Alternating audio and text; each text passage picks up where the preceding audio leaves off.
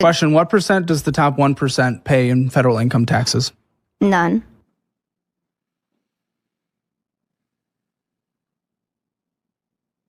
I think it's about 40 to 50%. No, I believe it's about 35%. Then the top 10% pays 50 to 60%. Top 50% pays 99%. The bottom 50% of earners only pay 1%. Did you know we actually have the most progressive income tax system in the entire Western world? Did you know that? I did not. Oh, we do. Of course you didn't know that. Why know anything before having an opinion? What the is wrong with you? You're probably a raised taxes person, aren't you? But you didn't even know that we have the most progressive income tax in the entire Western world? You think, I know that. You think the top 1% pays 0%? Okay, but that's actually just not true according to IRS data. Comparatively. No, that is the percentages. Compared to what? Compared to the bottom 50%? No, compared to the bottom 50%, the bottom 50% only pays 1%. It's a lot more than what? Than they should? Yes. The bottom 50% shouldn't pay 1%? It's something like... That's interesting you say that, because you know the social programs that you love and you beg for that the entire European Union does. You know how they pay for it? They pay for it with a VAT tax. You know what a VAT tax is? What's a VAT? Oh, wow. So you don't even know how they pay for the social programs that you're begging for. Well, but that's taxes. But what's a VAT tax? Another type This of is tax. pathetic. It's a national sales tax. So overall, that is a less progressive tax than we have anywhere here. So the poorest people over in Europe have to pay a flat sales tax to pay for the social programs that they benefit. They pay a higher percentage of their income to taxes as a national base to get those percentages. Where you say the bottom 50% shouldn't even pay 1%? No, if we were going to mimic their systems over there, they would be paying much larger than 1%. You don't know what the you're talking about. Pathetic. What am I talking about? You just said the bottom 50% should pay less than 1%. I said that they are. What? I said that the billionaires are not paying their fair share. How do you define fair share? It should be relative to what they make. Trust me, on what they make, income-wise, they are paying their 40%. Well, but if they're saying that they only made $70,000 that year. You're talking about their business? That's not what they make, that's their business, and that's relatively fair if they're employing and investing a lot in R&D and new technology. You know we have that tax structure for a reason, so people are investing in the United States economy, so they're building more products, so they're employing more people, which actually contributes more to the tax base overall in the end, because when they employ more people, that creates payroll taxes on both ends, and it actually creates more income tax on the people making over 6 figures. That actually provides more money overall, because if you collect all the money from all the billionaires in the world, we'd be able to fund our federal budget by what? 50, I think a half a year. So we create more taxes by creating those tax structures and employing more people. Mm-hmm. So when or unionize the top 10 ones. Okay, you just come in with a talking point. It's just like, what the what the was that? You nothing to do with the point I said.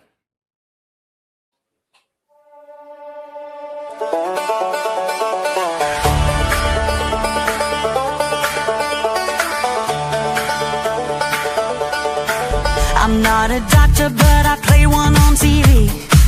I know the problem, you've got just one policy. You do the opposite of what the Donald does. Don't know what you believe just because you got that TDS. You've tested positive. There's nothing I can do for chronic low IQ. It's TDS. Open the borders, let my Donnie pick your pocket. Let the boys beat the girls, they got that extra rocket. A theology degree from Starbucks. You declare that America sucks. You got that TDS. You tested positive. There's nothing I can do for chronic low IQ. It's TDS. Alright, let's get this party started. If you're left, you're blue and probably retarded. Like Rosie, De Niro, Jimmy Kimmel, Kathy Griffin. No kings, no kidding, we don't live in Great Britain. If J6 was the worst thing you've ever seen, Soros, burning Sadies, a mostly peaceful thing. Bring back the cartels, commute their crimes, sack the fact checkers like the New York Times.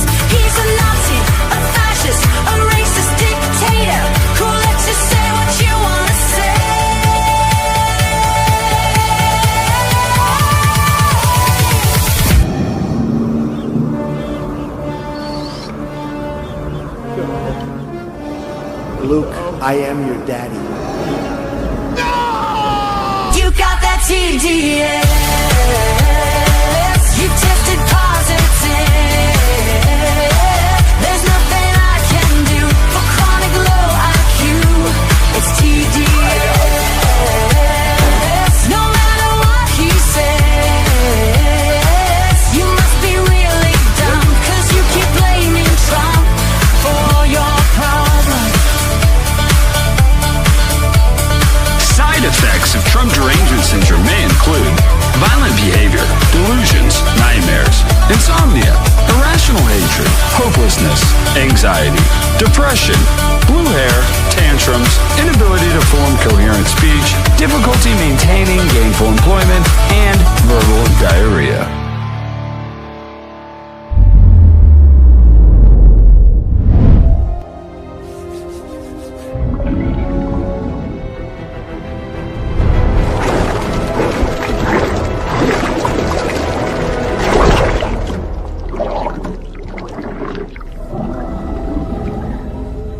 There's no cure in sight.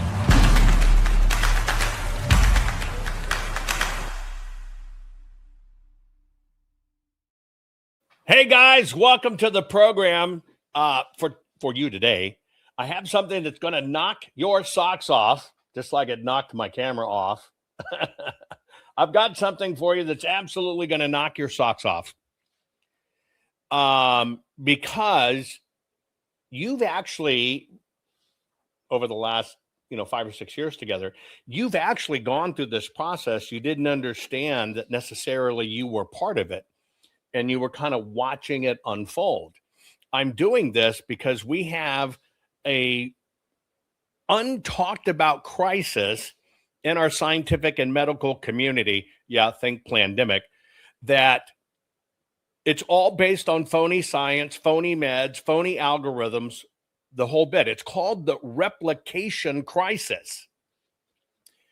And you have actually, because you're in the knowledge base, you've actually participated in a process that tries to hold all of this to the most significant standard there is. And so I'm gonna take you through that. By the way, today's program is brought to you by the fine folks at Goldco.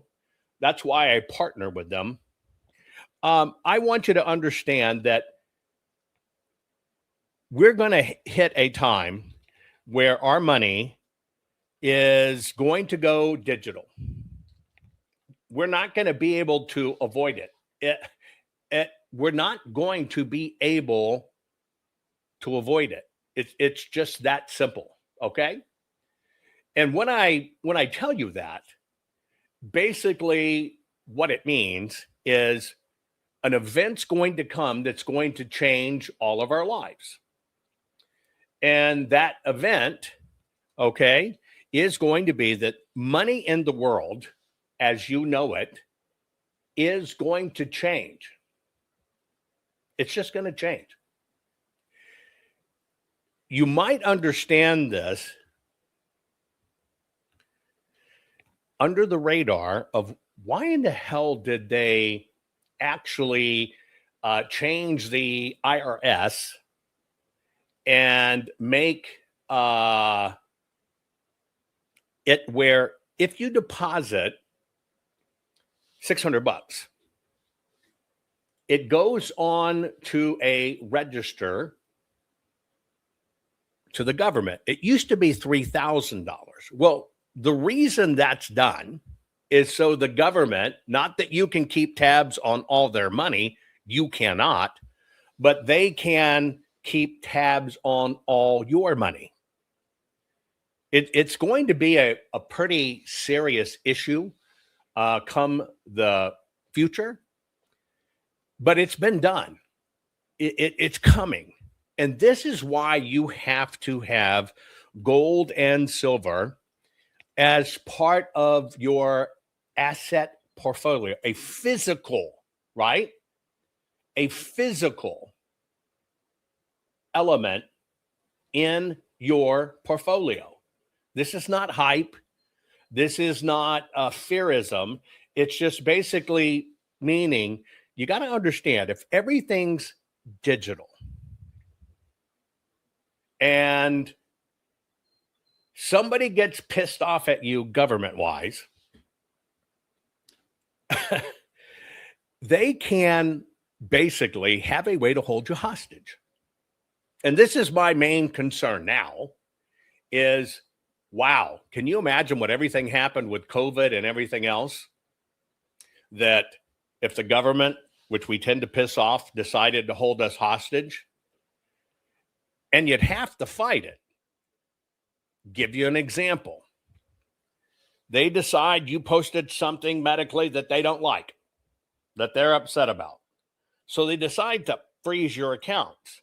Well, now you can't pay your mortgage, can't buy your groceries, can't pay your electric bills, and they could hold you up indefinitely. That's the danger of going digital money, especially in the system. Because remember, where in old times you could keep your cash out. If it goes all digital, there is no such thing as cash not in the system. Think of it if a country was conquered. Yeah. Think the most horrible thought you can think. The country was conquered. Evil invaders come in. They'd control 100% of everybody's money and wealth. That'd be it. This is why you need to understand gold and silver. And all I'm asking you to do is request your free gold and silver kit today just by going to jovanlovesgold.com. This is why I partnered with Gold Code. This is why you need to understand it, because now is the time to protect your money with gold and silver. So please, do yourself a favor and cover your ass. That's it. Now, in today's program, I'm going to go a little bit on backwards history, just a few years here, so you understand you've been through this, so you'll understand how the replication crisis works. Because you right up front understand this methodology of true science when you apply the sciences to something to solve a problem. Science is supposed to be duplicatable. That's the key. If science is valid, it's supposed to be duplicatable. But the question is, has our industry, in the medical industry, been hijacked? That it's about, well, if you pay them enough money, you pay them under the scenes, you put them on payroll, they'll get out the message you want to get. I'll give you a prime example. I think back to everything we did for the Arizona audit. We got a contract to do that work, to basically look at over 2 million ballots. We came up with 25 methodologies to do it, went through the entire scientific process, and it was a $210,000 contract. For all that work, never been done before in American or world history, ever. And then as we go through this process, I'm just giving you touch points so you'll understand how this works. We find out as we go through this process of everybody, it's the machines, don't clean the voter rolls, don't do that, that people rose to prominence or understanding. And basically you're saying, well, wait a minute, you can't do it on a mathematical theory. You can't use a trickery of formulas and algorithms because it can't be proven. And then you find out some really horrible things. Remember the guy that pops up and tells everybody, don't bother checking the voter rolls? So you have a centralized statewide voter roll that's on networked machines. Remember that? They crisscrossed the country. Let me give you an example. Recently, when I look at this, to give you some backstory, this all relates to today's program. You need to understand, you see this war, you've seen this war, you understand it, you understand what's done. But now it can affect your health in serious ways, and that's why I'm going deep on it. In that particular scenario, as we're getting with the Arizona audit, and everybody's paying attention to the paper and everything else, I got a call from that fellow. And the call from that fellow was, look, everybody needs to work together. You need to get on my team. We're getting everybody together. You need to share your work with us, and you need to help us out. And I asked, well, why would we do that? His answer was, well, we're all in this together, and we need to work together as a unified force. Now, on the face of it, that kind of makes sense, right? But then I explained to him, I don't do what you do at Cause of America. This was before people understood what Cause of America was in the background. I said, I don't do what you do. My work is totally unique, and I'm under a Senate contract. I'm not public information. I'm private information. So even if I wanted to, I can't really share stuff with you. That would be inappropriate. And he says, but, you got to become part of my team, and we're all volunteering together and do it. Now let's accelerate to just a few months ago. We found out that Mike Lindell has been paying that guy to say what he says, do what he does, get people to volunteer. But he's been paying that guy $200,000 a month. Correction, you've been paying that guy $200,000 a month with your donations. You paid that guy to stand up there in front of hundreds of lawmakers and say, don't clean the voter rolls. It's like sweeping a dirt floor. So you understand that, right? $200,000 a month. I'm not stuttering. A month. Then recently, you remember when I've been breaking down all the different stuff that's been going on, understanding the Lindell report. This is their report. Right? Their report. One of their reports mentions in here, Fulton County register rate of 113.8% citizen voting age population, insinuating it has overpopulation. It was all manufactured, but it's not. You can't use that data. You can't use that data in court. But here it is, and I'm breaking down every one of these, right? There's 560 some odd claims. I'm doing every one of them to help you understand, right, how all this works and what you can really do in court. Well, that one claim right there supposedly comes from a fellow by the name of Kevin Monkla. Now, I know that name. I know that name because behind the scenes, whether it was him or his wife, all this time, they are pinging me for information. How would you look at this? What do you think about this? Et cetera, et cetera, et cetera, et cetera. My understanding is it was always Texas because he's located in Texas. When I finally get to looking at it, I understand that they've been inserted into Georgia and stuff as well. I posted a link. You can see my Twitter response to this. But with this guy back-channeling me a lot, I actually kind of thought he was an ally. You know what he didn't disclose? Never. He never disclosed that he was actually part of Mike Lindell's team. He just led me to believe he was an independent researcher. I try to help where I can. I also didn't know, and he didn't offer, that he is being paid $183,000.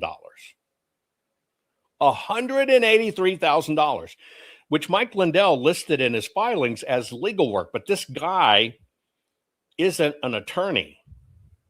In fact, when you look at his background, it's like, wow, when you find out certain things. Paid $183,000 for legal work. And here's the result of his claim here. Here's a statistic. They have more people than this. And I showed you how it is. Paid $183,000 as we scramble over here on the paper trying to keep ends going. Now, the reason I bring this up to you, this same process and strategy is duplicated in the medical world. You have certain standards that have always been set for science to basically prove everything. But if you go against what the system's trying to do, and if you go against how things work, you're going to have detractors that are put in place to make sure your research never sees lights of day, but somehow they manage to get on the talking points, get on the interviews, and get on the list. That's why I say you've experienced this, and I'm going to take you through it. But folks, this one is appalling. It's called the replication crisis. And what it is phony science, phony influencers, phony medications, and it results in American deaths, share this program. This is going to be a wild one. Rennie Good was a gifted soul, a writer and a poet and a mother, wow. She tried to hit an agent with her car, oh no. Pop, motherfucker, now she's gone. Yeah. Being a fucking liberal is a mental disease. Blue-haired and fuckables with the septum ring. You are not a hero, you're a fucking disease. You fuck around and find out it's what it is.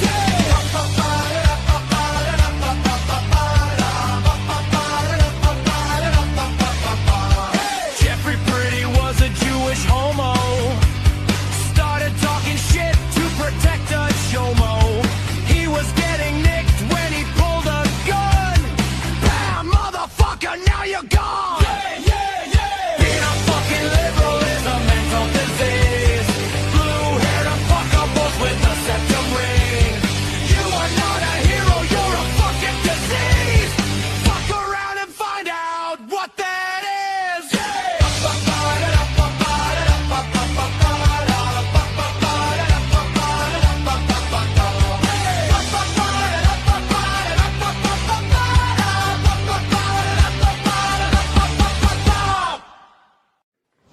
Warning, the following program has been rated Gilligaff and is intended for open-minded audiences. If the truth offends you, or if you are allergic to focused intensity, intellectual athleticism, or the occasional F-bomb or even irreverent humor, please switch off now. If your delicate sensibilities need to be worried about or addressed, might we recommend the Underwater Basket Weaving channel to you? Otherwise, sit back, enjoy the wisdom, insight, and wicked sense of humor. Cut the crap. How many times a day do you want to say that to politicians? The elite, the loony liberals, the fake news media, and the gender-confused, emotional socialist snowflake crowd. Cut the crap is your secret weapon for fighting for our freedoms and our great republic. It all begins with a massive mental enema, freeing you from the toxic news and politically correct views, which constipate your consciousness with stinking thinking. Your host, Jovan Hutton Pulitzer. He's known for calling out politicians and telling them to cut the crap. You've seen him on virtually every television network and listened to him on Coast to Coast Radio. And now he's here to help you learn to fight for America. Culture, race, and American politics. They all have one thing in common. They all need to cut the crap. Now, here's your host, Jovan Hutton Pulitzer.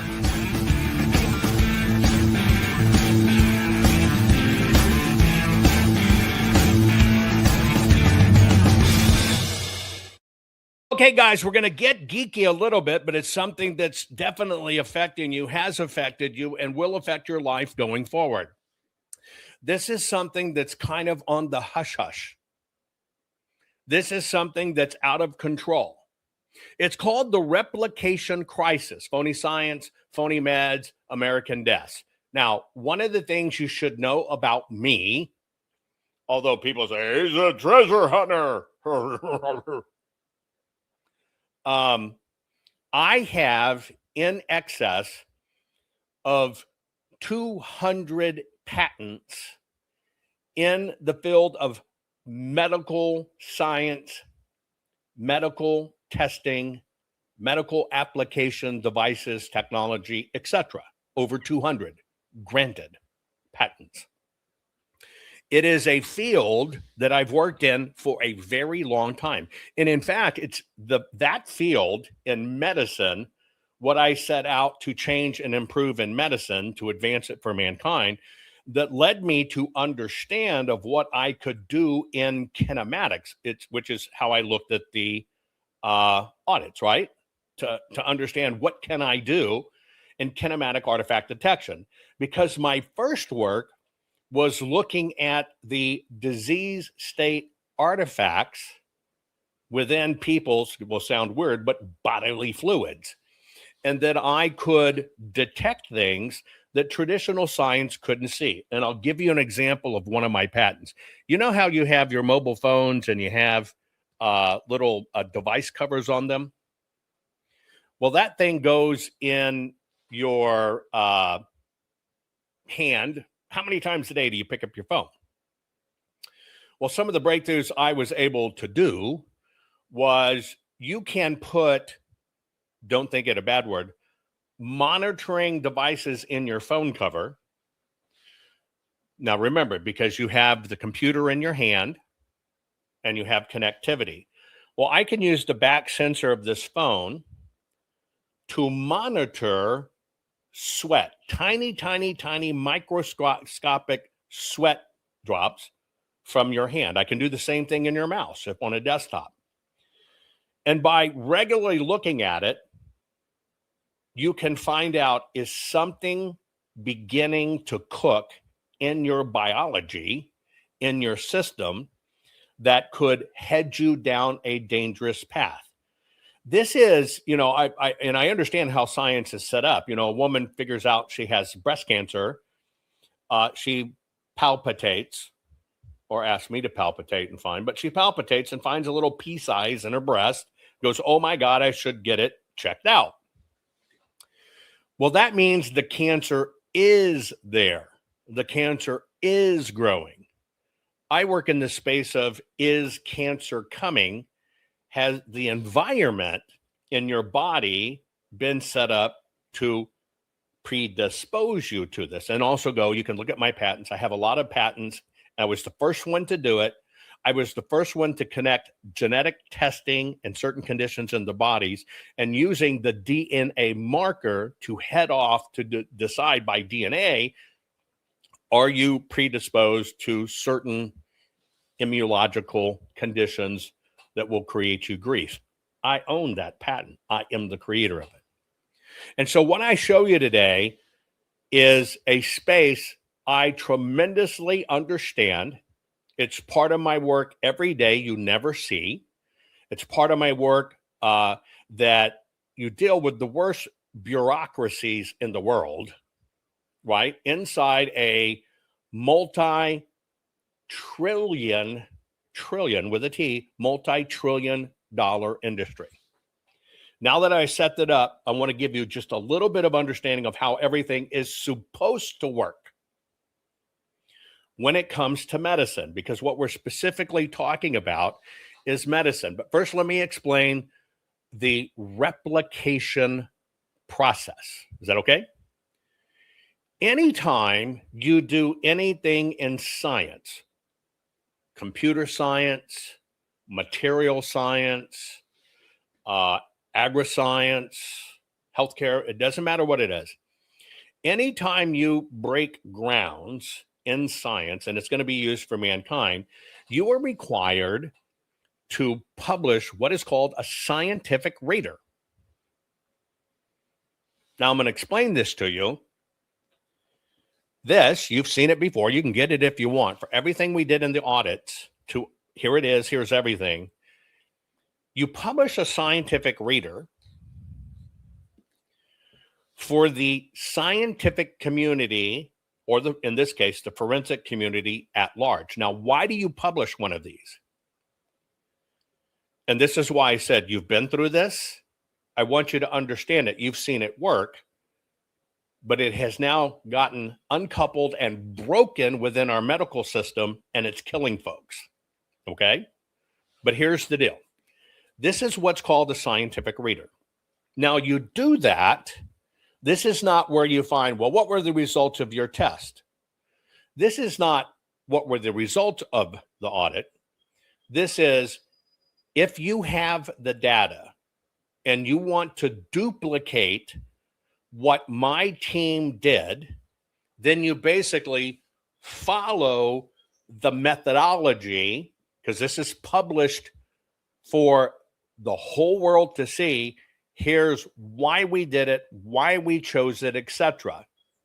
And if you want to validate it, we're not talking about some 6-degree polynomial that was based on 4 counties in Michigan, because even you understand if you use 6 counties, the number change, or if you use 4 counties in Kansas, it disputes itself. Get it? That's why formula matters. And formulas have to be duplicated, so you're not cherry picking results. Now, everything in the world in science, especially medicine, should work this way. Okay. Now, a scientific reader, which is key to all of this, basically it's published. It is not for peer review. That's a common misconception. It is not published for peer review. It is published specifically for the purpose of duplicating and supported by here's all the peer review previous that says this works. You got to show everybody the peer review, right? In other words, it'd be like saying that the machines flip the votes. Every county, I can predict 99.8% it was done by a 6-degree polynomial. What is actually required in science is you have to show where that's been done before. You have to show where this is valid science. You have to say this is how you duplicate it, and then you reveal your formula and let people duplicate it. The problem is when people get to the formula, you find out it's a 1 in 80 billion chance that it was actually correct. Well, you actually publish these things because what you're doing is you're creating a permanent, searchable record of human knowledge. This is how you share your work with the scientific community. The scientific community will eat your freaking lunch. You might look at it and go, or some people, nice cover. Oh, I like that bow tie with the American flag, and you got a cross. It must be right if you have a cross on. Well, see, science doesn't work that way. So there's a scientific method behind it. See, you basically have to explain your methodologies that you do are science, and they have been peer reviewed. Not you, those methodologies have been used. Then what you do is you take all the peer reviewed information, you apply it to your original research, and you show in a structured format, okay, this is what we're doing. Now, what that leads to is you basically sharing the knowledge openly. Here it is. The goal is you can take these results and you can duplicate them. And you show it is all based on peer-reviewed science. That's what ensures quality. But you're building a permanent record of facts. Now, why do you have the permanent records of facts? If your work truly is scientific, if your work truly is monumental to mankind, if your work is going to totally transform something and you know it, you have to publish a scientific journal. I'll give you an example. You're not going to get a Nobel Peace Prize because you're a nice guy. You're going to get a Nobel Peace Prize because scientists around the world can take your scientific reader and duplicate everything you do. Does that make sense? Now, to show you how this works, to understand it, because that's why I said you've been through this, and that's why I want you to understand you are intimately familiar with how the process goes. You just probably didn't realize it's the structured process. It is the structured document process, which this book will be around hundreds of years even after I pass. So it is validatable by anybody in science. Now, I'm just going to use this one where we're looking at the results of the audit so you understand what do you do and how these things are structured, because we're about to hop off into medical. So in the journal, Scientific Reader, that we were required to publish by the scientific standard, when it came to what we did for the audit, you've got to start with, okay, where are you starting? Well, you see that right there in the table of contents. That's page 15. That's called the Maricopa Report 7.0. This is when we really start getting a grasp of what it is, and we're building for the scientific community to duplicate. Here's where we're starting. By the time we got to Maricopa 7.0, we already know where everything's headed. Now, if you look down, the next thing you have to do, if you have to explain, okay, what is your platform? People have to understand how you're using it. But if you look at chapter 2, here's the method. It begins with paper. Chapter 3, okay, it is a use of computer vision, machine learning, artificial intelligence, and convolutional neural networks for recognizing human writing and document classification. What did we really do? Remember, we're not talking about opinion. We're talking about science. Science has to be based on fact. And basically what we're saying, we're going to use the established technologies of computer vision, like self-driving cars, right? Machine learning, artificial intelligence, and we're putting it together in what's called a convolutional neural network, meaning we're taking these to create a thinking process. And we only have one goal. And what is that one goal? To recognize human writing and document classification. Why? You go to chapter 2, it's all about the paper. Now, this is how you establish science. If you look at the rest of the chapters, it basically, chapter 4 is here is where forensic images have been used to literally tell the difference between human handwriting and machine created writing. Chapter 5, here is digital image matching in the 2D realm for computer vision. Chapter 6, here are print calibration standards, use of scanners and the errors which could occur. Chapter 7, here it is called DJVU, why scan quality matters in kinematic artifact detection. Chapter 8, calibration standards for scanning dual-side documents. And Chapter 9, basically, you got to understand a few things changed in Maricopa. So here are the voting laws before and after COVID. Why? Because we're looking at an election that occurred during the COVID era. So you have to say this was before, this was afterwards. So this is where you establish the science. Then, for people to duplicate your work, they have to understand, okay, what is everything in place for these sciences already, and what are the things being questioned, which leads you to the next part. Everything then goes into attachments. This is a 530-page document, okay? So they have to understand, okay, these, but here is where Maricopa stands. Here's all their documents. Here's what they say. Then it goes to the manufacturers. Here's the manufacturers that are involved in this process. Here is what they say, like Pro V&V, SLI compliance, Dominion voting, Roland security. You have to explain everything in their fixed standards. And then you have to present white papers that have been previously published and peer reviewed that basically say, hey, you can actually find these things out because it can be used, and here's how it's being used. So that's how you establish a scientific reader and a scientific message. Now, you watched every bit of that go. So you have a good gauge of what to expect. Now, I tell you that because that is what's required for the scientific method. This got set up long ago. Now, I'm not necessarily a fan of peer review when it comes to archaeology, because if you were to find ancient Phoenicians in the St. Lawrence River, right here, North American side, and you try to publish an article on it, and it goes out to peer review, everybody's going to come out the woodwork, and that's fake, that's false, that's whatever. It's because they have an agenda. The agenda is driven by the prevalent thinking that got people there. Therefore, it's very close to new sciences. Archaeology introduces very few new sciences to figure these things out, which is why I pioneered what's called the BOP process, or ACE theory, in archaeology, where the circumstances, the coincidences, then actually become the confirming evidence. Now, we went through this process in elections, you watched it unfold, but have you ever looked at it behind the medical scenes?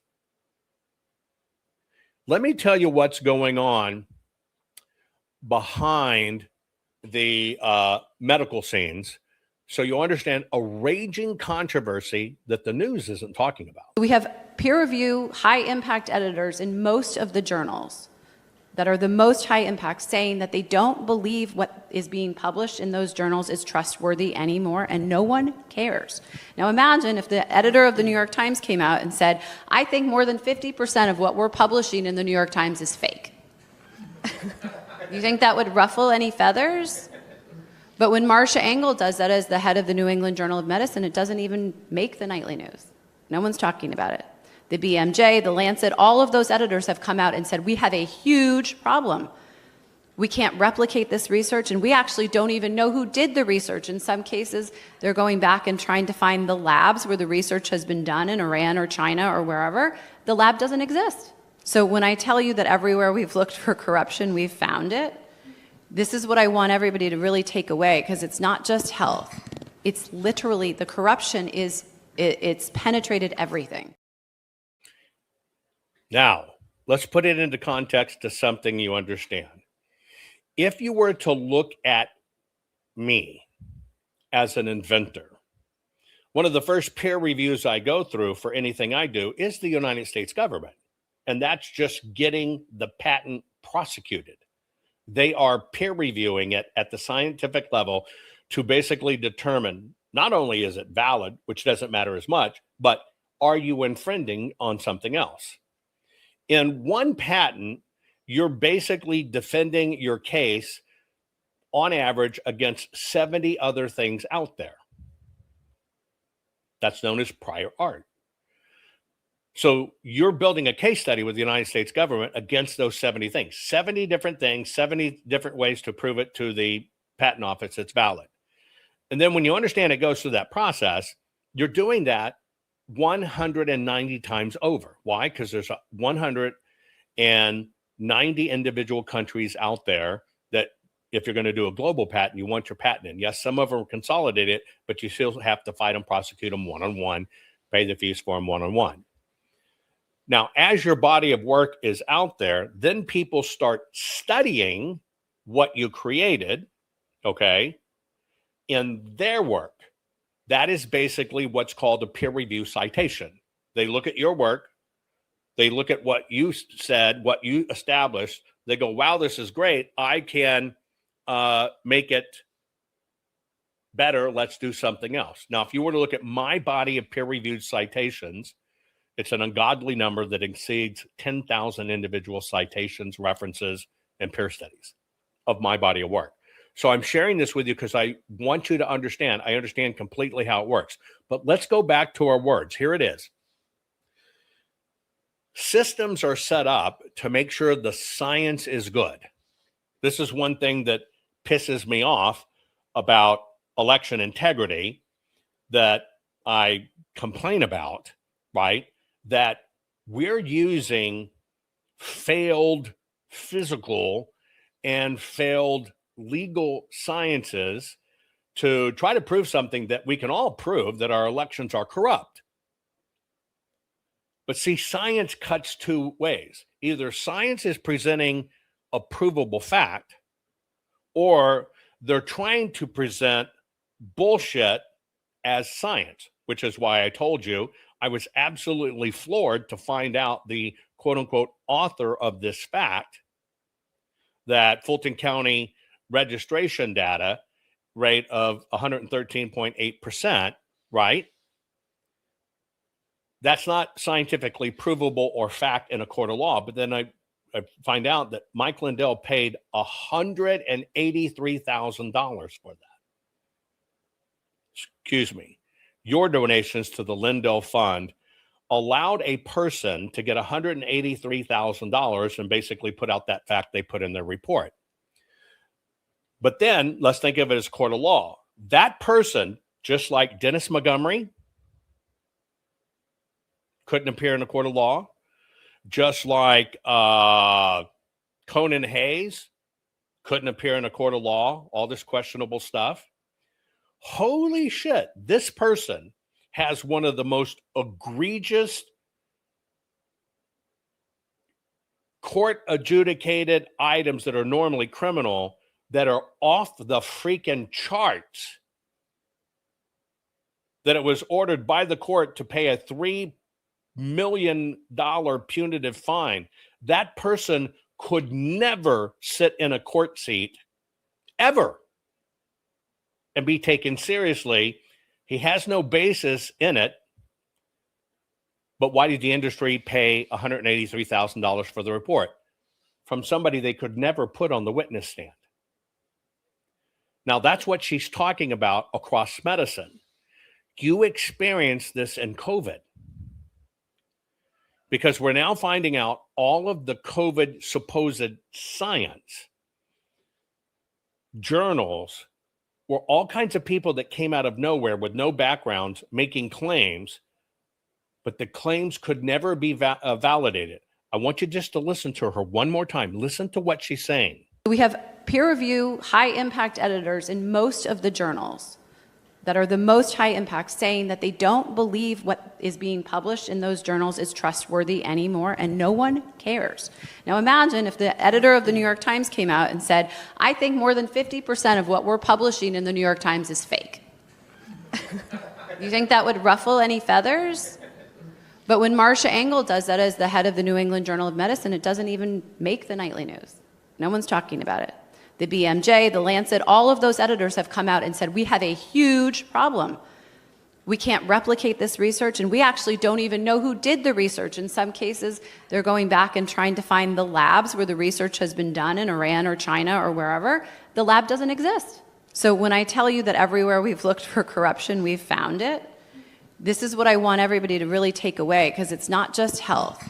It's literally, the corruption it's penetrated everything. Now, you understand inherently the term that corruption has penetrated everything, okay? And corruption has penetrated everything, even down to election integrity. There is no integrity in it. So imagine this. The very people put in place to safeguard health, it doesn't mean they're the people developing the technologies. It doesn't mean they're the people manufacturing the technologies. They mean they're a layer of protection designed there. It's been this way for a long time. Basically, we got to look at everything. Our minds can understand it. We can understand it. We'll look at it. On every side of an equation, you have people that are either in the system, for the system, get paid by the system, and will agree to and say anything the system wants to put out. Doesn't matter what the category is, the system's broke. Just like I think might have been Knoxville, the entire Knoxville Sheriff's Department, I think yesterday, all got indicted for corruption. An entire sheriff's department. That's the system, all corrupt. But on the same side of the system, you always have people that care about the science, care about their job, care about what they do. They have started coming out and saying 50% of what we're publishing in our journals just isn't valid. It is not true.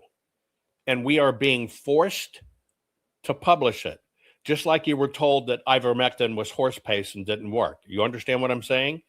It's an agenda driven by greed and control, to maintain homeostasis. Just like I told you, the GOP doesn't want the voter roll fixed, so they put out all this propaganda. This is how this machine works. Well, it's being exposed. I want to explain it to you from what is called the replication crisis. Now, why do you publish scientific readers? So it can be replicated. So in the medical world, in the science world, which I live, it has a replication crisis. So let me explain what this is. It basically means the industry has suffered a backlash. You understand, you don't trust the legal system anymore. You don't trust judges anymore. You don't trust elections anymore. And we certainly don't trust the medical establishment at any level anymore. Well, when you understand that the system needs chaos to force change, you can understand why it allowed all that stuff to go into chaos. So in the medical world, people that are with the system are doing one thing. People that are for America and making America great again and for the American people are going, wait, hell no. Well, this crisis that has come forward in the scientific journals, specifically in psychology. Remember, I have a book coming out called Orphan Parent Epidemic. Psychology is putting out bunk. That's the same people that told you cut off a dick, you're a woman. Take your forearm, cut off your labia, roll up your forearm skin into an Audi, stuff it with nothing. It's a penis. You are now a man. Psychology is behind that first before medical ever gets to it. So we have this crisis in the psychology field, the medicine field, and the biomedical fields. First, understand those. The psychology field, especially medicine, tells you, oh, hey, this is great. This is why we need it. And this is why people will hurt if they don't get it. Think transagenda. The medical field is where it's practiced.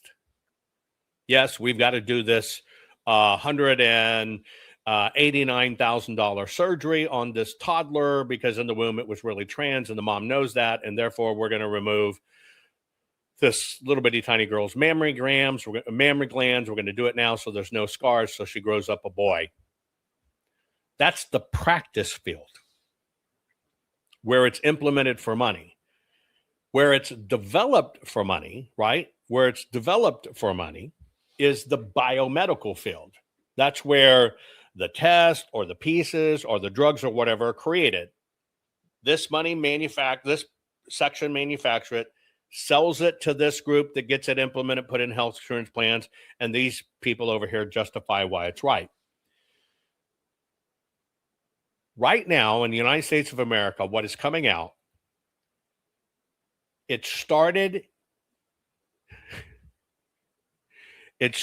during a particular administration. I'm going to give you a pop quiz. When did it all fundamentally change America? What administration do you think this occurred under, where everything in science went out the door? Put it in chat. Pop freaking quiz. You're probably guessing the Obama era, and you're exactly right. There was a distinct change being monitored that came, and remember, that's when we got transgender toilets and all this other stuff. This happened specifically traced back to the Obama era. Since then, when you do a scientific study and when you put this stuff out, it's so the world can replicate it and say it's valid. But in the Big Mike era, all of a sudden, nope, you've got to trust the science. You trust what we say. You don't trust what you can replicate.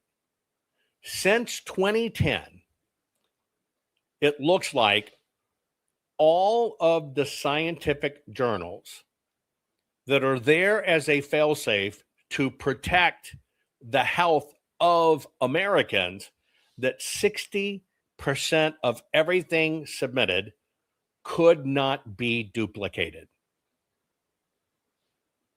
60%. I'll go back and give you an example. Everybody accepted in election integrity that if you take the 2010 census, isn't that interesting, the same year? You take the 2010 census, you run an analysis of how many people should vote. You do a poll of 1,000 homes. You look at 4 counties in Michigan that you can accurately, with 99.8% accuracy, tell how every vote was cast in America for all the voting precincts. And it was a 6-degree polynomial math figure that did it. And here it is, and that's proof it was bad. Now, nobody ever checked the science. So imagine that. You submit it. In the fight for saving America, you submit it.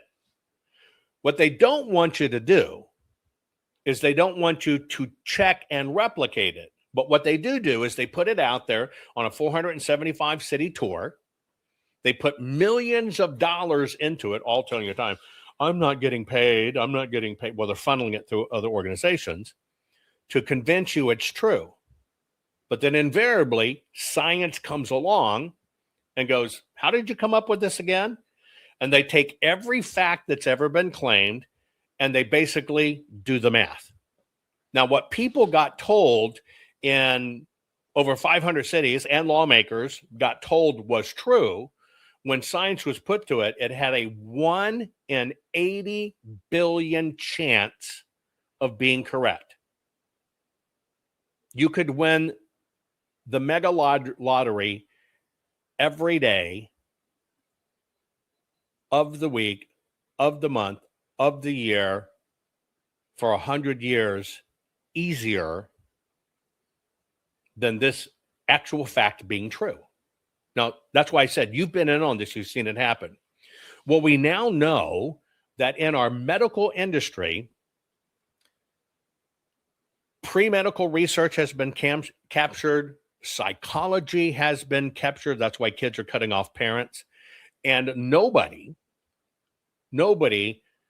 looking at science, the thing that's supposed to drive us, can even verify it.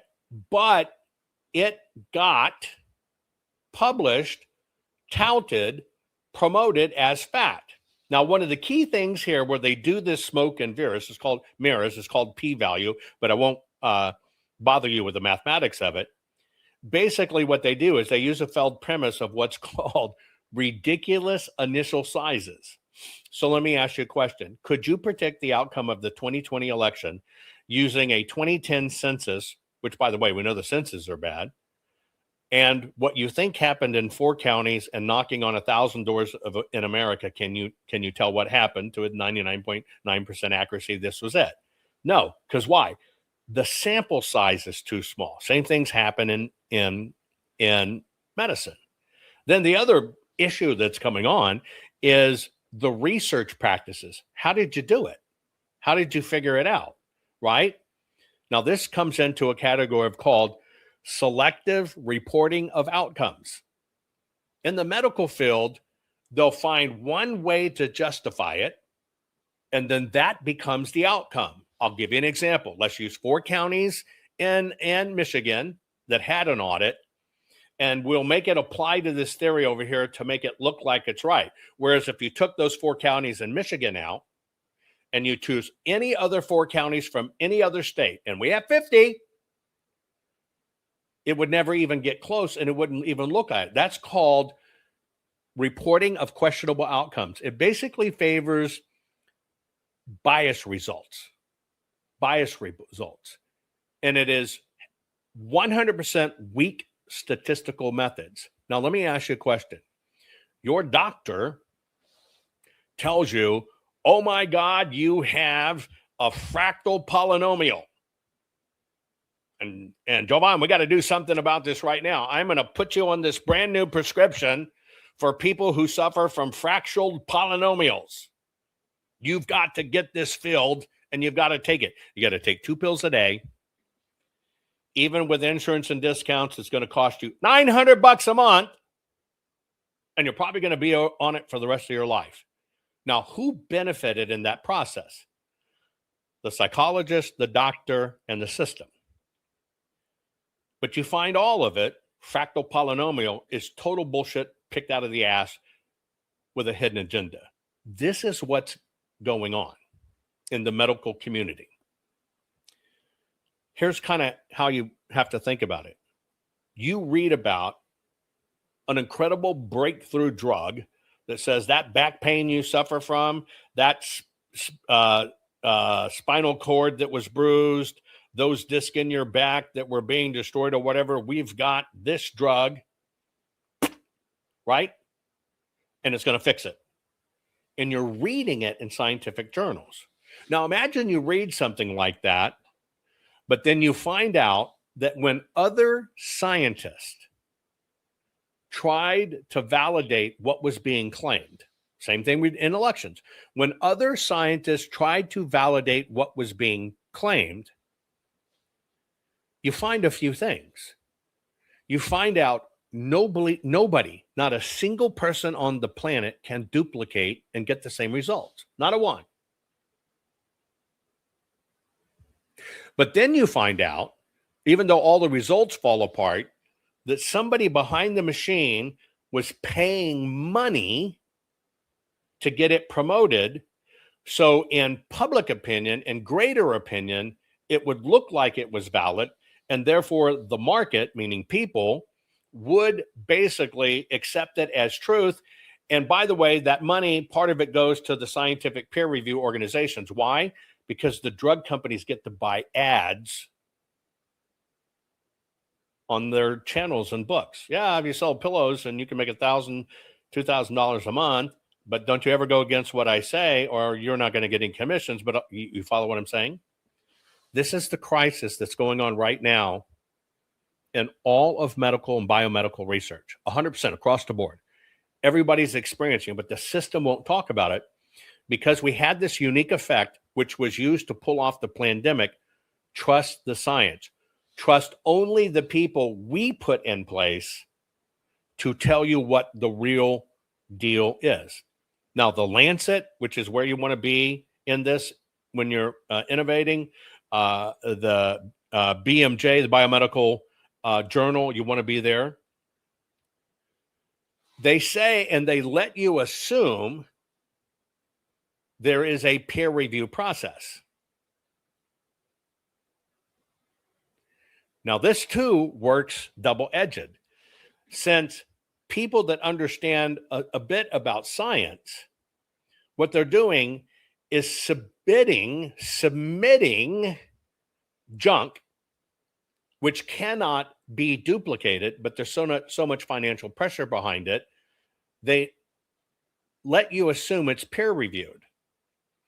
And then the science that comes out against it, those same people that get paid to do a message will say, well, I peer reviewed it and it's not valid. This is because the medical industry is finding out there are paid participants that are cherry picking the data, relying on weak data, knowing so few people have funding or acumen to duplicate it. See, the way it's supposed to work is when these things come out, you got all of these research labs. You're supposed to say, here is the scientific reader of the information. Now, you take this formula, you take your data, you submit it to this process identically, and see what you come up with. Well, here's the catch. Government that wants to push these things because of lobbyists are the ones that are funding the research stuff. Oh, and by the way, the companies that want the results put those research labs under contracts to research the stuff. You are not going to publish anything to the contrary. You're not going to be taking money from somebody saying out there, we got it all, melt the machines, we have every county and show it. You're not going to be taking money from them and at the same time go, wait a minute, you never had that shit. You can't pass peer review. It's bullshit. You understand the crux? This is everywhere. And the most alarming is it's been weaponized and is now deadly. I think we can agree that some of the so-called follow the science of social distancing, doing this stuff or taking this shot and multiple shot or whatever was total bullshit and actually deadly. Yes. But when you look behind it and you look at where did the science come from, what was behind it, you know what you find? You find that both the journals and the trials and everything involved are earning huge money behind it. It's just like I told you about Alexis. I could not believe when I'm having a one-on-one discussion at the request of the president with President Trump in his office, showing him the results. There's a team behind the scenes saying, don't bother with it. Don't do that. And you find out that that team was getting funded by the system to the tune of $200,000 a month.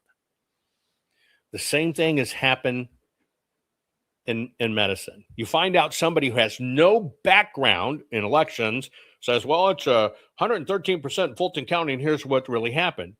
You find out that those people actually are paid to find something, promote something, and assume the role as an expert so the system takes it. And then what happens is somebody back here lends their name for credibility. Well, it's the Election Crime Bureau, Lindell. I'm going to lend my name credibility. Therefore, it's valid. When it's never valid. It's total bullshit. Well, the same thing has happened in medical, pharmaceutical, etc. We've been caught. Now, behind the scenes, where editors can talk freely in this medical stuff, they're saying, yeah, this is a problem. And, we got to produce this and we got to promote our journals and we sell our reports and the reports based off of their stuff. So we make money and they make money and they're buying ads and we don't want to let them go because they're buying too many ads. Well, these are manipulated, fabricated paper mills turning out fake science.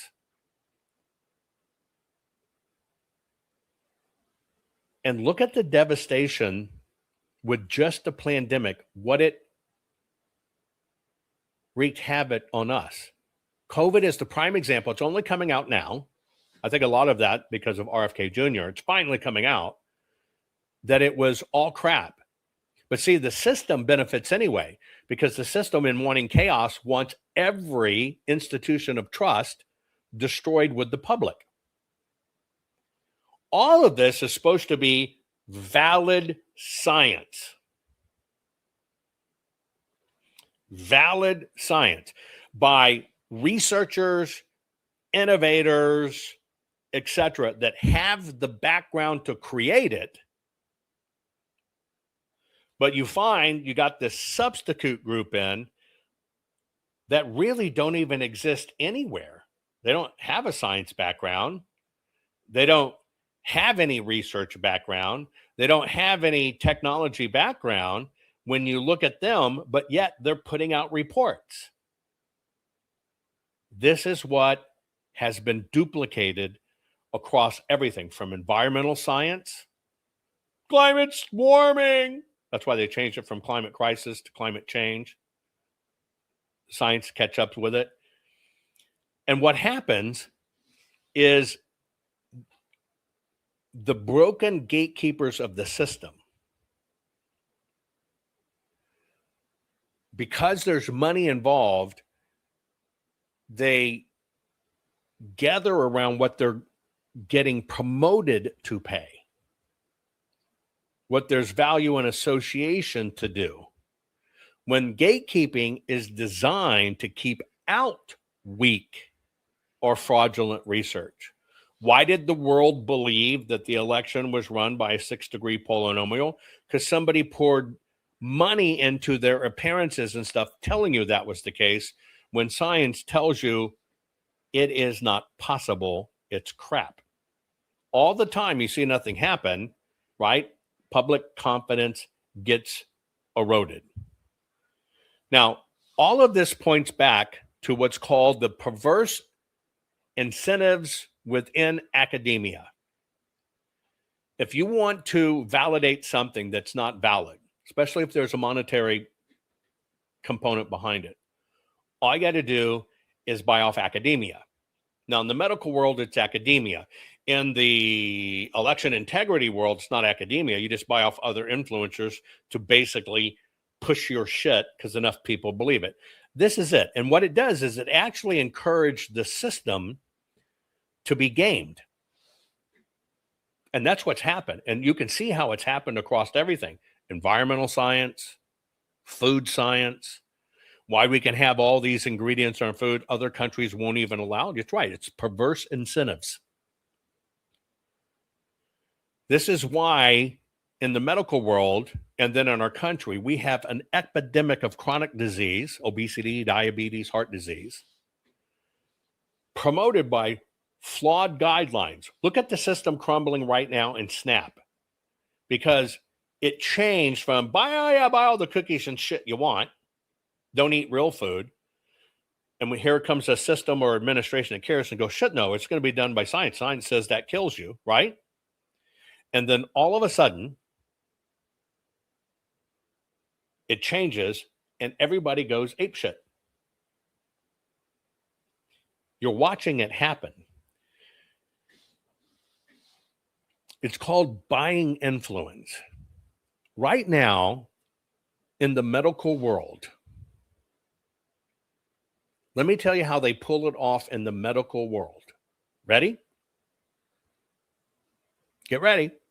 Because I want to see if you can draw an analogy of some of the things you've seen happen in the election integrity world.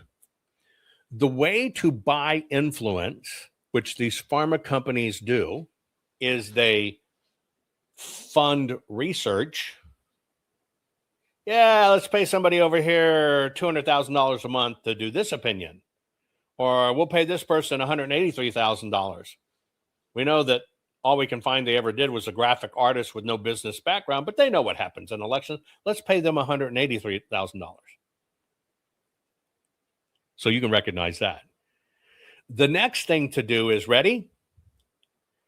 To pay for, you ready? Tours and speaking engagements.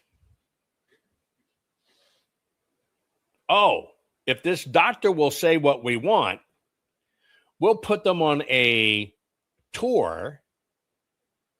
We'll make them famous, and they go around just talking to other people saying this is right.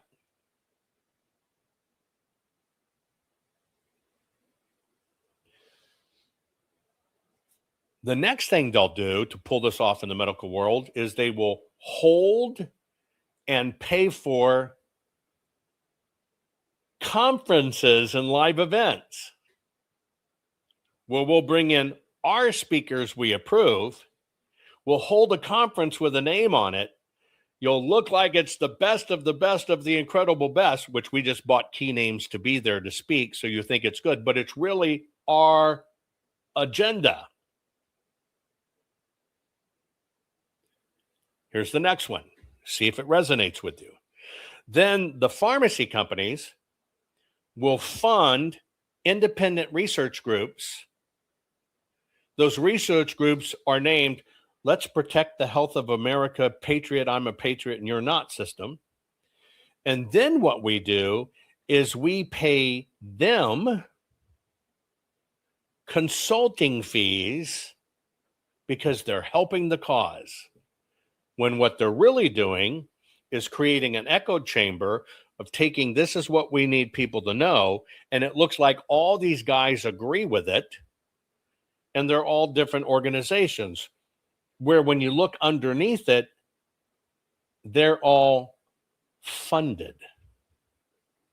Then the last little bit that they do in the pharma world, which I think mirrors in the election integrity world, if you go along with what the sponsors do, then you personally are more likely to get published, shared, and promoted.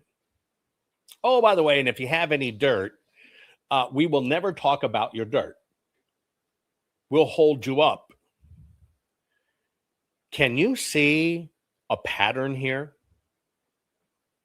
It doesn't matter what category you want to do it in.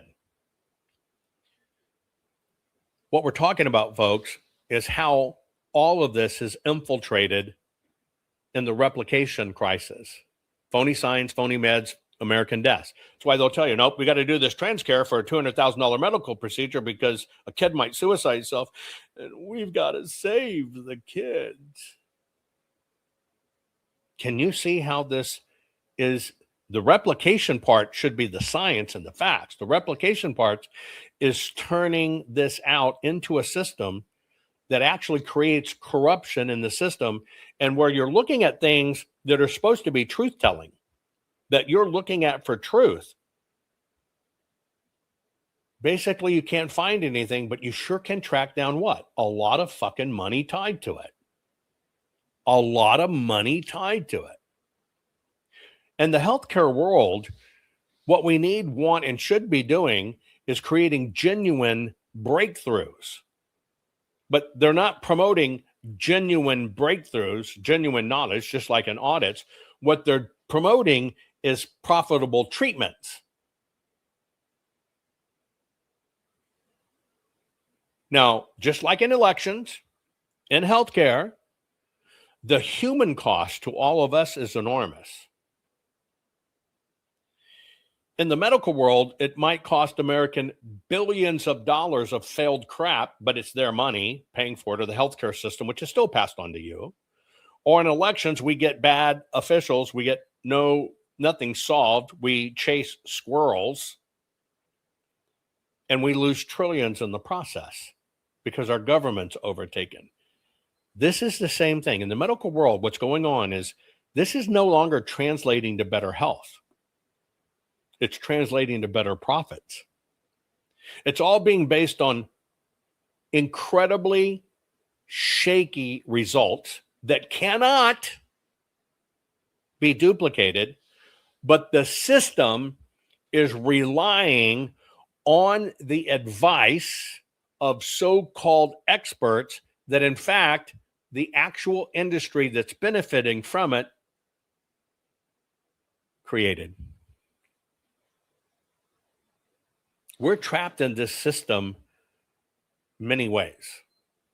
This is why I advocate science. I test the math, prove the math, test the formula. That's what I'm doing when I break down every one of these and I give you the analytics behind a 2-sentence claim and help you understand it. It's so you can understand it. Now, what's at stake? Let's just take this one in the medical industry right now that people are blowing the whistle on, but it's not getting any traction. Sounds a lot like what's really going on in elections. Listen again. We have peer review, high impact editors in most of the journals that are the most high impact saying that they don't believe what is being published in those journals is trustworthy anymore, and no one cares. Now imagine if the editor of the New York Times came out and said, I think more than 50% of what we're publishing in the New York Times is fake. You think that would ruffle any feathers? But when Marcia Engel does that as the head of the New England Journal of Medicine, it doesn't even make the nightly news. No one's talking about it. The BMJ, the Lancet, all of those editors have come out and said, we have a huge problem. We can't replicate this research, and we actually don't even know who did the research. In some cases, they're going back and trying to find the labs where the research has been done in Iran or China or wherever. The lab doesn't exist. So when I tell you that everywhere we've looked for corruption, we've found it, this is what I want everybody to really take away, because it's not just health. It's literally, the corruption is, it's penetrated everything.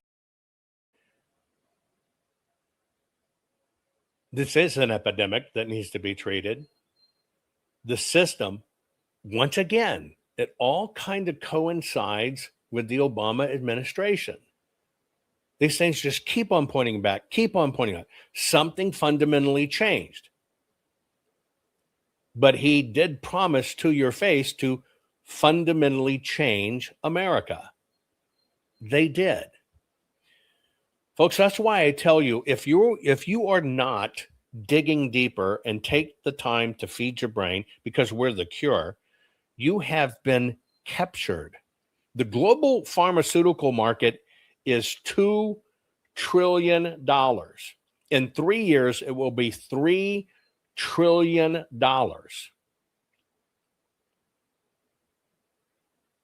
One company doing this makes $60 billion a year.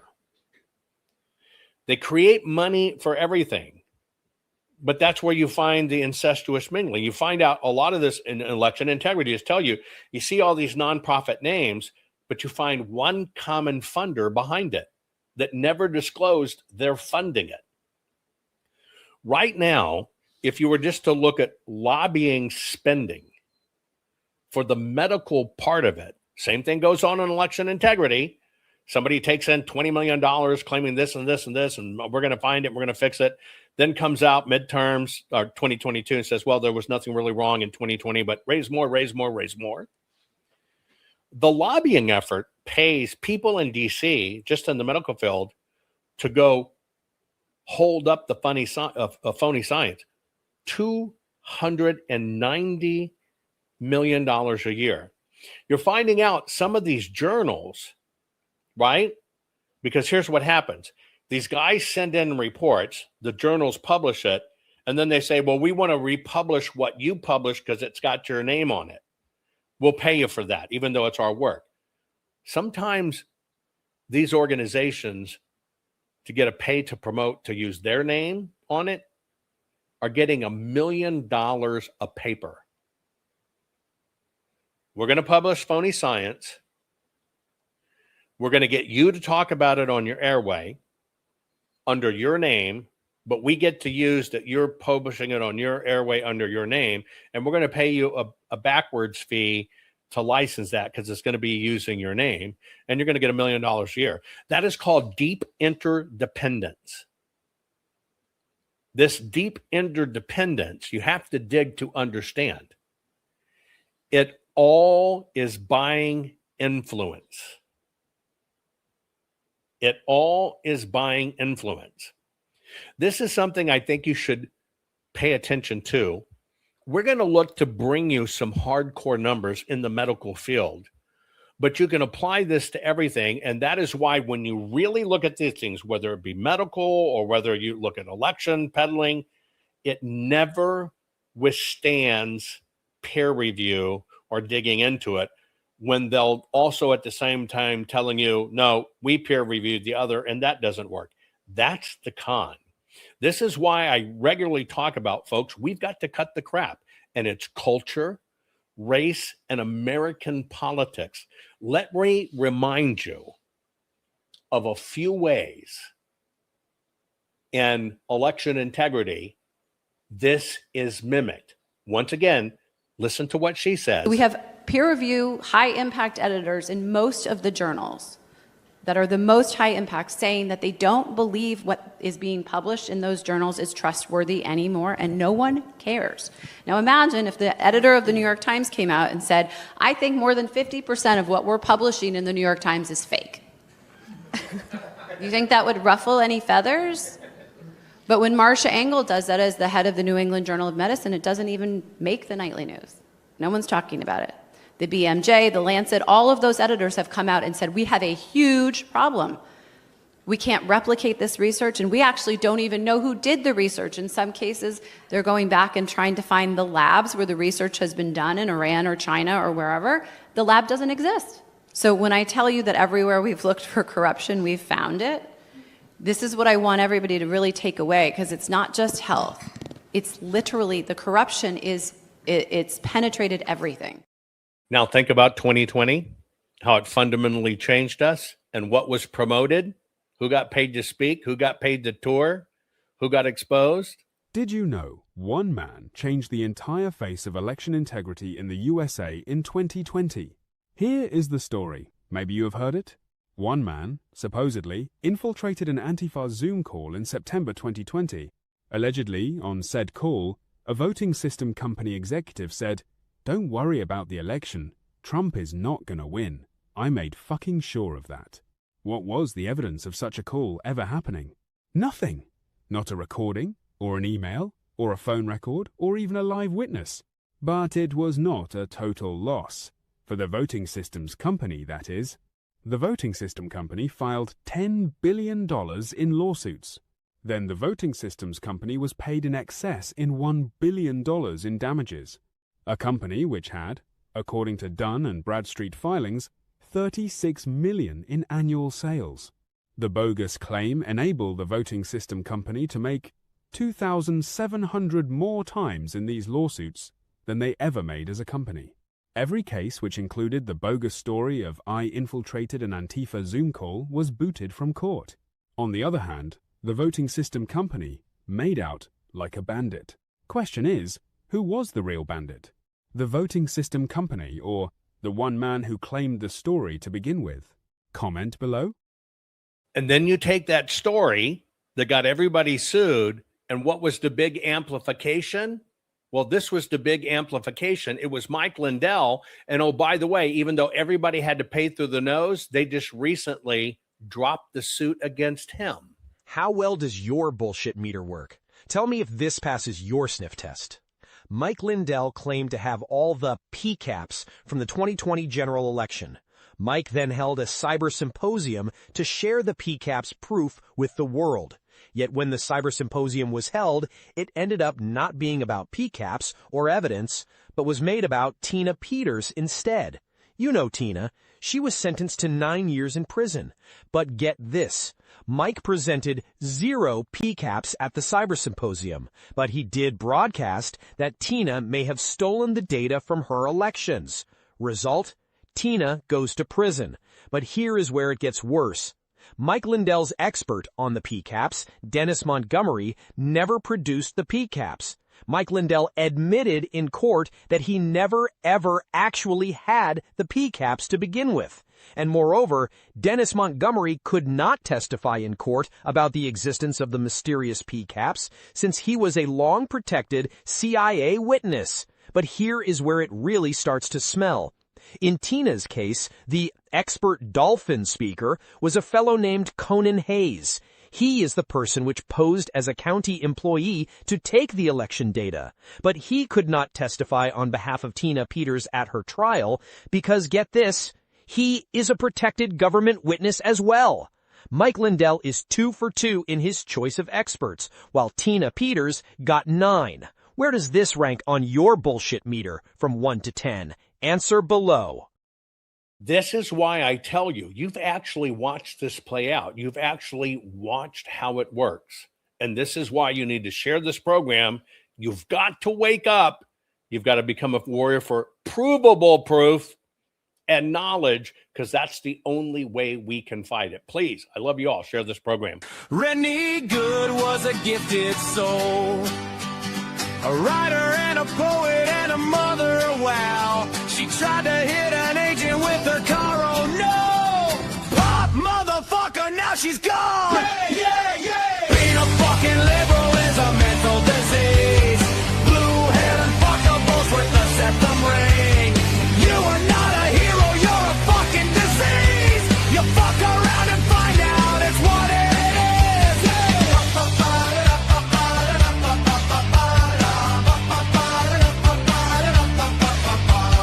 Jeffrey Pretty was a Jewish homo. Started talking shit to protect a chomo. He was getting nicked when he pulled a gun. Bam, motherfucker, now you're gone. Yeah, yeah, yeah. Being a fucking liberal is a mental disease. Blue-haired and fuckables with a septum ring. You are not a hero, you're a fucking disease. Fuck around and find out what that is.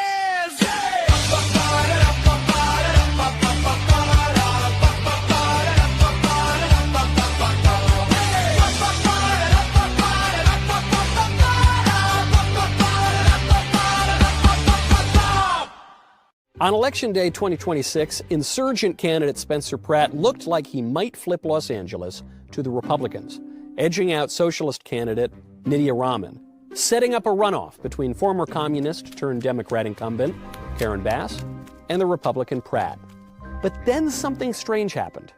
After 5 days of counting extra ballots, the socialist Rahman came up with just enough ballots to overtake Pratt, meaning that no matter what happened in the runoff, a Democrat would continue to run LA into the ground. How did the Democrats do it? To answer that question, we need to take a trip down memory lane. The Democratic Party was founded in 1828. Shortly thereafter, party apparatuses such as Tammany Hall institutionalized election theft by stuffing ballot boxes, repeat voting, casting ballots for dead people, bribery, intimidation, absentee ballots, ballot harvesting, and importing voters from outside areas. An audit of a New York City election in 1868, for example, found that 16% of all votes cast were fraudulent, cooked up by Democrats in Tammany Hall. In 1948, Lyndon Johnson infamously stole a Texas Senate seat thanks to the drop of 202 late votes in ballot box 13, giving LBJ an 87-vote victory. That brazen election theft made it all the way up to the Supreme Court, which ultimately didn't want to get involved and washed its hands of the matter. As a result, LBJ went on to become vice president and then president of the United States. In 1994, Democrats tried to steal a state Senate seat in Pennsylvania. On Election Day, Republican Bruce Marks led Democrat William Stinson by over 500 votes. But the absentee ballots curiously went overwhelmingly for the Democrat, giving Stinson just enough votes to win overall. In that case, happily, a federal judge found that Philadelphia election officials had illegally delivered hundreds of absentee ballot packets directly to the Democrats, who in turn collected votes from people who were ineligible to cast votes when they weren't forging the votes outright. Democrats ran precisely the same absentee ballot playbook in 2003 in the East Chicago, Indiana mayor's race, Fraud we know about only because the Indiana Supreme Court decided to get involved, ordering a new election, which the Democrat fraudster happily lost. Democrats' reliance on absentee ballot harvesting became so widespread, especially in states such as Illinois, Arkansas, and Georgia, that the 1982 Illinois elections resulted in 62 indictments and 58 convictions for election fraud, involving not only campaign workers, but precinct captains and election officials. In Chicago alone, a grand jury found that 100,000 fraudulent votes had been cast. But Chicago had already been a central hub of Democrat election theft for decades, most infamously exemplified by the 1960 presidential election, in which Robert Dallek, a biographer of both John F. Kennedy and Richard Nixon, concluded that Democrats, quote, probably stole Illinois from Nixon. In 2020, Democrat politicians infamously changed voter laws throughout the United States to increase absentee ballots and insecure ballot drop boxes, in some cases, such as Pennsylvania, in violation of the state constitution. Despite claims of perfectly secure elections, hundreds of Democrats over American history have been convicted over election fraud, and those convictions represent only a small percentage of cases, which represent only a small percentage of allegations of voter fraud widely acknowledged by historians and really by anyone with eyes. In Los Angeles, we see the same old story. A Republican defeated by the last-minute count of absentee ballots, cast without any solid chain of custody, often in ballot drop boxes without any election security. Those circumstances might all be perfectly legal, at least in a Democrat stronghold such as Gomorrah by the Sea. But we're still left with a simple question. If Democrats want us to believe there isn't any voter fraud, why do they keep expanding the use of all the same tricks they've used to steal elections for the past 200 years? The upcoming 2026 midterms could be a bloodbath for Republicans? How? Consider this. On Election Day 2008, Barack Obama received 69 million votes. In his second term, he racked up 65 million votes, and he was considered the Democrat rock star president. Then Hillary ran against Donald Trump. She received the same 65 million votes. But come 2020, Joe Biden supposedly received 81 million votes. Was he really more popular than Obama or Hillary? Of course not. But that is not the half of it. In the 2024 election, Kamala Harris received 68 million votes. But did you know that now it's almost 2 years after that election, and somehow Kamala Harris has been elevated to over 75 million votes? How does a candidate get 8 million more votes after the election? Is this an attempt to validate the fraudulent 81 million vote fantasy from 2020? You bet. One thing stands between chaos and correcting history, and that is the historic 2020 full forensic archive of Maricopa County, Arizona, the single most detailed full audit of a presidential election in American history, audited over 2 million ballots, generated over 20,895,000 individual proof files. This took 58 billion forensic measurements, resulting in over 2 trillion individual base computations. This evidence must be kept for any and all future court cases, Supreme Court cases, and preserved for all time, eventually at the Trump Presidential Library. That is why we need you. You, the people, made this history happen, and now you, the people, can have a hand in making sure this evidence is saved for future generations. Please donate. Please help us. Donate now to continue to preserve a chain of custody state of the only legal court-ready evidence of the 2020 election disaster. The 2.1 million physical ballots, the single largest forensic audit of a presidential election in American history. Please donate now and preserve history.